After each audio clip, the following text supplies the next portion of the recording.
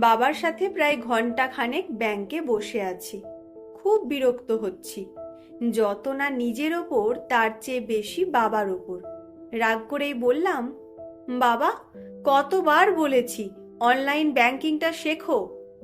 বাবা বললেন, ওটা শিখলে কি হবে? ঘরে বসেই তুমি এই সামান্য কাজটা করতে পারতে। শুধু ব্যাংকিং না, শপিংটাও তুমি অনলাইনে করতে পারো। ঘরে বসে ডেলিভারি পেতে পারো। খুবই সহজ। কিন্তু এই সহজ জিনিসটাই তুমি করবে না। বাবা জানতে চাইলেন, করলে আমাকে ঘরের বাইরে বের হতে হতো না, তাই তো? হ্যাঁ বাবা, তাই। এখানে এসে ঘন্টাখানেক অনর্থক বসে থাকতে হতো না। এরপর বাবা যা বললেন তাতে আমি নির্বাক হয়ে গেলাম। বাবা বললেন, এত সময় বাঁচিয়ে তোমরা কি করো? ফোনেই তো সারাক্ষণ ব্যস্ত থাকো। শেষ কবে তুমি তোমার পিসির সাথে কথা বলেছ? 10 হাত দূরে প্রতিবেশী বৃদ্ধ বংশী কাকার খবর নিয়েছ? অথচ আপনজনের সাথে দেখা করতে আমরা 10 মাইল পথ হেঁটেছি। সময় বাঁচানোর চিন্তাই করিনি। মানুষ যদি মানুষের পাশেই না যায়, তবে এত সময় বাঁচিয়ে কি হবে বলো? বাবার কথা পাশে থেকে মানুষজন শুনছেন। আমি চুপচাপ বসে আছি। বাবা বললেন, ব্যাংকে প্রবেশের পর থেকে 4 জন বন্ধুর সাথে কুশল বিনিময় করেছি। তুমি জানো, আমি ঘরে একা। তাই ঘর থেকে বের হয়ে আসাটাই আমার আনন্দ। এই সব মানুষের সাহচর্যটাই আমার সঙ্গ। আমার তো এখন সময়ের কমতি নেই, মানুষের সাহচর্যেরই কমতি আছে। ডিভাইস, হোম ডেলিভারি এনে দেবে অনেক কিছু, কিন্তু মানুষের সাহচর্য তো আমায় এনে দেবে না। মনে পড়ে 2 বছর আগে আমি অসুস্থ হয়ে পড়েছিলাম। যে দোকান থেকে আমি দৈনন্দিন কেনাকাটা করি, তিনিই আমাকে দেখতে গিয়েছিলেন। আমার পাশে বসে থেকে মাথায় হাত রেখেছিলেন। আমার চোখ অশ্রুসিক্ত হয়েছিল।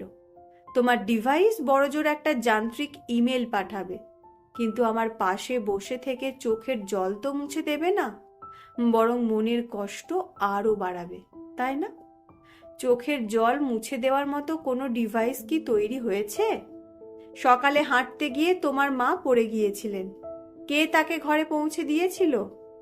অনলাইন মানুষের অ্যাকাউন্ট চেনে, সে তো মানুষ চেনে না। মানুষের ঠিকানা চেনে, কিন্তু রাস্তায় পড়ে থাকা মানুষের ঘর তো চেনে না। এই যে মানুষ আমার শয্যা পাশে ছিল, তোমার মাকে ঘরে পৌঁছে দিল, কারণ দৈনন্দিন নানা প্রয়োজনে একজন আরেকজনকে চিনেছি। সব কিছু অনলাইন হয়ে গেলে মানুষ হিউম্যান টাচটা কোথায় পাবে বলো? আর পায় না বলেই মানুষের ঘরে মানুষ মরে গিয়ে লাশ হয়ে থাকে। দুর্গন্ধ না আসা পর্যন্ত কেউ কারোর খবর রাখে না। বড় বড় অ্যাপার্টমেন্টগুলো আমাদের অ্যাপার্টি করে দিয়েছে। পুরো পাড়ায় একটা টেলিভিশনে কোনো অনুষ্ঠান একসাথে দেখে সবার আনন্দ আমরা একসাথে জড়ো করতাম। এখন আমরা রুমে রুমে নানা ডিভাইস জড়ো করেছি, আনন্দ আর জড়ো করতে পারি না। এই যে ব্যাংকে ক্যাশিয়ারকে দেখেছো, তুমি তাকে ক্যাশিয়ার হিসেবেই দেখছো, সেলসম্যানকে সেলসম্যান হিসাবেই দেখছো, কিন্তু আমি সুখ দুঃখের অনুভূতির একজন মানুষকে দেখছি। তার চোখ দেখছি, মুখের ভাষা দেখছি, হৃদয়ের কান্না দেখছি, ঘরে ফেরার আকুতি দেখছি। এই যে মানুষ মানুষকে দেখা, এটা একটা বন্ধন তৈরি করে। অনলাইন শুধু সার্ভিস দিতে পারে, এই বন্ধন দিতে পারে না। পণ্য দিতে পারে, পুণ্য দিতে পারে না। এই যে মানুষের সাথে হাসি মুখে কথা বলা, কুশলাদি জিজ্ঞেস করা, এখানে শুধু পণ্যের সম্পর্ক নেই, পুণ্যের সম্পর্কও আছে। বাবা, তাহলে টেকনোলজি কি খারাপ? আমি জানতে চাই। বাবা বললেন, টেকনোলজি খারাপ না, অনেক কিছু সহজ করেছে, নিঃসন্দেহে এটা সত্য। ভিডিও কলের মাধ্যমে লাখে লাখে ছেলেমেয়েরা পড়ছে, শিখছে, এটা তো টেকনোলজিরই উপহার। তবে টেকনোলজির নেশাটাই খারাপ। স্ক্রিন অ্যাডিকশন ড্রাগ অ্যাডিকশনের চেয়েও কোনো অংশে কম না। দেখতে হবে ডিভাইস যেন আমাদের মানবিক সত্তার মৃত্যু না ঘটায়।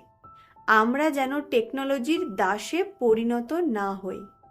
মানুষ ডিভাইস ব্যবহার করবে, মানুষের সাথে সম্পর্ক তৈরি করবে, কিন্তু ভয়ঙ্কর সত্য হলো এখন আমরা মানুষকে ব্যবহার করি আর ডিভাইসের সাথে সম্পর্ক তৈরি করি। মানুষ ঘুম থেকে ওঠে আপন সন্তানের মুখ দেখার আগে মোবাইলে স্ক্রিন দেখে। সায়েন্টিফিক রিসার্চ ইনস্টিটিউট এটাকে ভয়ঙ্কর মানসিক অসুখ বলে ঘোষণা করেছে। কিছুদিন আগে আশা ভোঁসলে একটা ছবি পোস্ট করে ক্যাপশন লিখেছেন, আমার চারপাশে মানুষ বসে আছে কিন্তু কথা বলার মানুষ নেই, কারণ সবার হাতে ডিভাইস। বাবা দীর্ঘশ্বাস ফেলে বললেন, জানি না ভুল বলছি কিনা, তবে আমার মনে হয় তোমরা পণ্যের লোগোটা যতটা চেনো, স্বজনের চেহারা ততটা চেনো না। তাই যত পারো মানুষের সাথে সম্পর্ক তৈরি করো, ডিভাইসের সাথে নয়। টেকনোলজি জীবন নয়। Spend time with people, not with device. এ সময় বাবাকে কাকু বলে কে একজন ডাক দিলেন। বাবা কাউন্টারের দিকে হেঁটে যাচ্ছেন। এই প্রথম আমি বুঝতে পারলাম বাবা কেবল ক্যাশিয়ারের দিকে যাচ্ছেন না, একজন মানুষ আর একজন মানুষের কাছেই যাচ্ছেন। বাবাকে আমি অনলাইন শেখাতে চেয়েছিলাম, বাবা আমাকে লাইফ লাইন শিখিয়ে দিলেন।